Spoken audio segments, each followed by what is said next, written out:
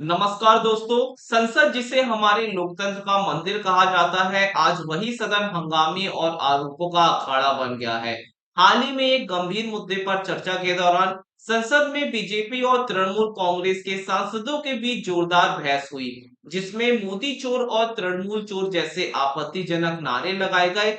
यह घटना न केवल हमारे लोकतंत्र के स्तर पर सवाल खड़े करती है, बल्कि यह भी दिखाती है कि कैसे राजनीतिक प्रतिद्वंदिता व्यक्तिगत हमलों में बदल गई है। सदन में प्रवासी बंगालियों पर कथित अत्याचारों पर चर्चा हो रही थी। यह एक बेहद संवेदनशील और गंभीर मुद्दा था, जिस पर एक सार्थक और समाधान केंद्रित बहस की उम्मीद थी। लेकिन बहस ने जल्द ही एक अलग ही मोड़ ले लिया। बीजेपी के विधायकों ने तृणमूल कांग्रेस पर हमला बोलते हुए तृणमूल चोर के नारे लगाए, जो राज्य में भ्रष्टाचार के आरोपों की ओर इशारा कर रहा था। जवाब में टीएमसी के विधायकों ने बीजेपी पर पलटवार करते हुए मोदी चोर के नारे लगाए, जो विभिन्न घोटालों और आरोपों से जुड़ा था। यह घटना दिखाती है कि कैसे राजनीतिक दल गंभीर मुद्दों को किनारे रखकर एक दूसरे पर कीचड़ उछालने में व्यस्त हैं।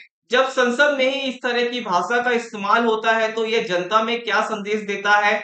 क्या हमारे चुने हुए प्रतिनिधि सिर्फ नारे लगाने के लिए सदन में जाते हैं, और हमारी देश की जनता भी ऐसे ही लोगों पर भरोसा कर रही है, जिनको सिर्फ सत्ता चाहिए, ना कि देश का विकास? यह हमारे लोकतंत्र के लिए एक खतरनाक संकेत है। संसद बहस और चर्चा का मंच है, ना कि व्यक्तिगत हमलों और नारों का। जब सांसद इस तरह का व्यवहार करते हैं, तो वे ना केवल सदन की गरिमा को ठेस पहुंचाते हैं, बल्कि जनता का विश्वास भी खो देते हैं। इस घटना के बाद कई पूर्व सांसदों और राजनीतिक विश्लेषकों ने इस पर चिंता व्यक्त की है। उनका मानना है कि इस तरह के व्यवहार से संसद की गरिमा कम होती है और जनता का लोकतंत्र से भरोसा उठ सकता है। यह समय है कि हमारे नेता खुद को देखें और सोचें कि क्या वे सही रास्ते पर हैं। आपका क्या मानना है? क्या इस तरह की बयानबाजी संसद में स्वीकार्य होगी? हमें कमेंट में बताएं। नमस्कार।